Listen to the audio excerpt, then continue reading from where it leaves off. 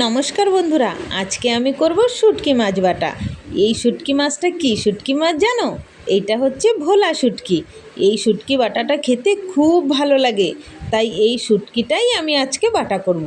প্রথমে আমি শুটকিটা ভালো করে ধুয়ে নিয়েছি, তারপর হালকা করে একটু ভেজে নিয়েছি। আর এইদিকে পেঁয়াজ, শুকনো লঙ্কা, টমেটো আর একটু আদাও ভালো করে ভেজে নিয়েছি। তারপর গ্রাইন্ডার মেশিনে বেটে নেব। এই দেখো বন্ধুরা, আমার ভাজা হয়ে গেছে। এখন আমি গ্রাইন্ডারে দিয়ে দিচ্ছি, তারপরে আমি গ্রাইন্ডার মেশিনে পেস্ট করে নেব। এই দেখো আমার পেস্ট করা হয়ে গেছে। এখন আমি কড়াইতে তেল দিয়ে তারপরে কালো জিরে ফোড়ন দিয়ে হালকা করে একটু ভেজে নেব। এই দেখো বন্ধুরা, আমি দিয়ে দিয়েছি কড়াইতে। এখন সুন্দর করে একটু ভেজে নিয়েছি। এই দেখো আমার ভাজা রেডি। এখন আমি খেয়ে দেখব কেমন হয়েছে।